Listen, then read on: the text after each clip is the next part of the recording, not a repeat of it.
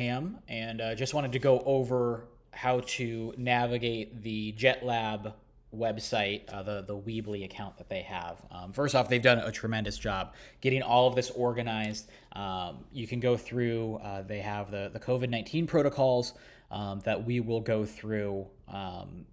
We'll make sure that all of you guys ace that field reporting quiz before you guys are checking out equipment and that sort of thing. They have the contracts here. All that must be filled out before we're able to use the equipment as well for projects, things like that. So make sure, if you haven't already, to go ahead and do that. It spells out everything. What happens if you turn in equipment late? What happens if, God forbid, equipment breaks? What you have access to for each class, how much everything costs. But if you go through here, you just input your information, and then you can select all of your classes, which is really nice. It's all in one spot. Hit I accept to the terms, and then hit submit. And then we have equipment requests, frequently asked questions, the equipment, tips and tutorials. They have a blog as well on, looks like just a couple of topics that things may pop up. Hopefully this doesn't happen to you, but corrupted memory cards. What do you do to prevent that? What equipment do you recommend using when you're reporting from home? That sort of thing. And then contact and the staff as well. Okay, so let's just look at the tutorials really quick. Sanitizing the equipment, we're going to go over that. The Sony NX cam is what we're going to be using throughout the semester. So it's 4 minutes. They go through it very quickly. I would recommend watching it multiple times. We will watch it multiple times in class. But it gives a good kind of layout of how the cameras work. All right, so let's go to equipment request. Go to student request. If you are a remote learning student, you can use that as well. That's for the people that will be remote and will have equipment shipped to them. I believe the deadline has passed. I would recommend getting that in if you haven't already. So we're going to go to student request. Again, that is if you are an in-person student or you're fully remote but comfortable coming in to the Jet Lab to pick things up. So a couple of things before we start the request. You have to be in a qualifying JMC course or a part of a student media organization, have filled out the contract for the semester, and not be on probation for late equipment. Once again, here you can fill out for the fully remote that would like to have it shipped to them. Again, the deadline was January 15th. Hope you guys got it in. If not, it wouldn't hurt to get it in just in case, something comes up and they can get you equipment. Awesome. And then the Jet Lab contract is right here. All right. So start with your information.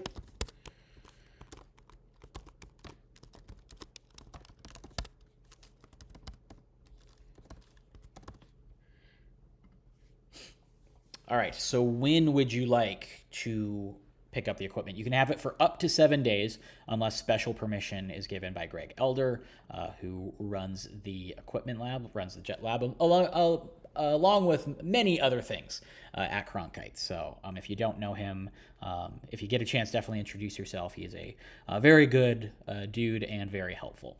Here are the hours. And then we don't have to worry about this anymore. The only time that it would be out of one of the non-usual days that the B Lab would be closed, or the Jet Lab, I'm aging myself calling it the B Lab, would be January 18th, which was yesterday. So maximum of 7 days. Previously, before the pandemic, it was, I believe, 36 hours. So keep that in mind when you're trying to set up stories and set up interviews once you start going in the field or checking things out for projects 1 through 4. Since it's out longer, there might be limited resources. So try to work ahead as much as you can. All right, so let's just say we're going to check things out for Thursday. And the other thing also, don't check it out for the full 7 days. if you don't need it for the full 7 days. If you know you're going to be done and can get it back in 3 days, just say then 3 days. Okay. So let's just say we only need it for a day. We can get back by noon. All right. So select the broadcast camera to reserve. We will be using the NX cam. Can hit next. Next up is the DSLR. Those are still photography cameras. They also shoot video. Like in the case of the 70D, they shoot video very well. I want to not click on that. We won't be using that in this class, so you can just skip this as well as the lenses. Don't have to worry about that. All right, so audio. So there are a couple different setups. We are going to go over this in a later class. You have your stick mic, you have a boom mic and pole. I think that works really well, like in a post-game scenario where, you know, people might be out on a field. You can't quite like set up, you know, a full-fledged interview sit down or whatever. It's more just kind of on the fly. That gives you some flexibility and helps you still keep the 6 feet of distance you need to. So that's really useful. If it's more of a feature-y story where you can have someone either standing more stationary on kind of like a non-field setup, then the boom mic and stand work really well. If there's a table scenario, maybe a boom mic and a table stand. Stick mics are great, but you would need one of these 3 things to give yourself that 6 feet of distance. So I would say probably stick with one of these 2 or one of these 3 for that. So we'll just say number 1, we're doing, we're going to shoot a game and there's going to be post game. So we'll do the boom mic and pole. Then option 2, if option 1 is not available, then we'll do the boom mic and stand. And you can go further if audio 2 is not available, or there is an audio 2 option. I would think, maybe grabbing a stick mic in case, but again, that presents its own set of challenges trying to keep distance. So phone equipment, I would say we're probably not going to be utilizing these. I'm going to say if you're comfortable coming in the Jet Lab, get the NX Cam over phone accessories. The only scenario where I could see us using these is if something odd happens and all the cameras are unavailable, or, they're major pieces of equipment that we can't use during the semester. I don't anticipate that happening. It might be tough to maybe get some light kits, but in terms of cameras, I don't foresee that being an issue. But if it does come up, they have some cool stuff. The Gorilla Pod is really cool and durable, helps level out some shots. Phone charger, ring lights, the headphone adapter that can make the headphone adapter essentially a microphone. That's really useful. Phone stabilizer, that sort of thing. Again, I don't think we'll be utilizing these, so don't really need to worry about that. For tripods, broadcast camera tripod. This is for DSLR, so we don't need to use these. The monopods are super useful, but I feel like the NX cams are a little too big for the monopod. So we're just going to stick with tripods this semester. Okay, light kits. Never hurts. I would say a top light is always useful for whatever interviews you may have. For specifically Project 2, we'll be using a light kit. And if kind of depending on the setup for Project 4, you may be using a light kit as well. But I think it's wise to always have a portable light with you. You never know how it's going to look, what the lighting's going to look like. Just having that in your back pocket, even if you don't use it, that's useful to have. If we end up using light kits, it'll be 2-point light kits. Last semester, we ran into some issues getting those at the certain point in the semester, so we had to improvise a little bit. We used natural lights within your living spaces, but it still worked out, and you guys were still able to learn the concepts, which I think is the important part here. GoPros, we won't be using those for this semester. I believe you have to have Cronkite News clearance to get those. Something to look forward to. Same thing with these. The gimbals we don't need.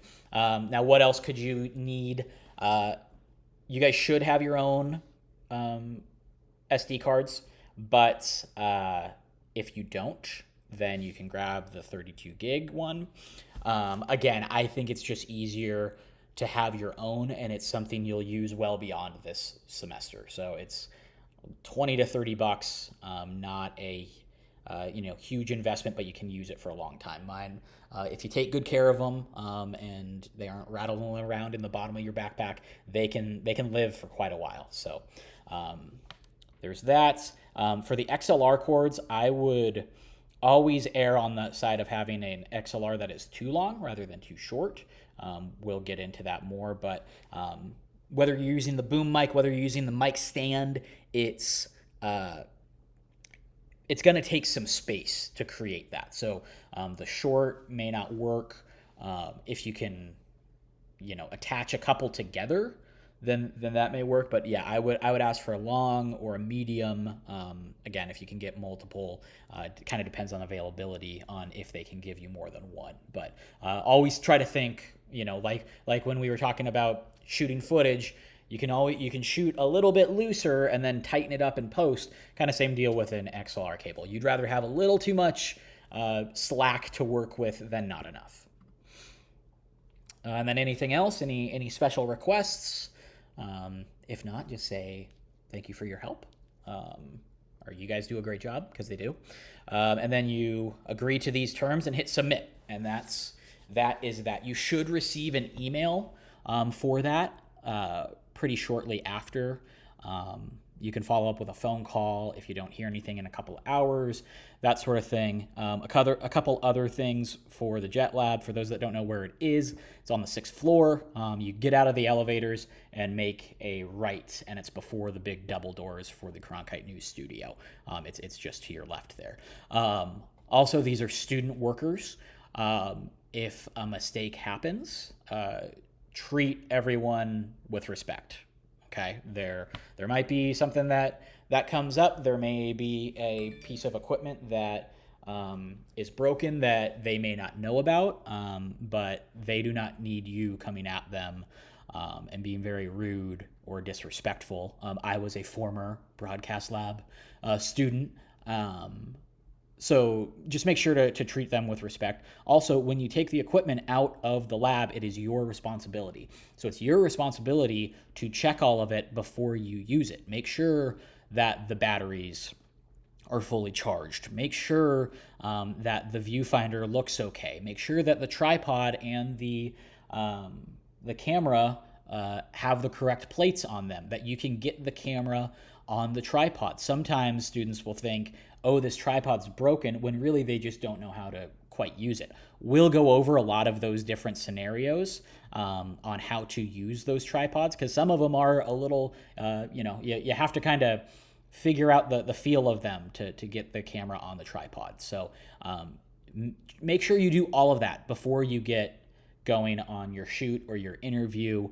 You're going to have to think about a lot of things at once during the interview. You don't want to have to worry about the equipment. So make sure you check all of that off the list before you leave the building. Go find some space in the First Amendment Forum where you can kind of, spread some things out and, you're distanced from people, and you can just make sure everything works okay and the light works okay and everything like that. So excited that we're getting the cameras in our hands today and for the rest of the semester.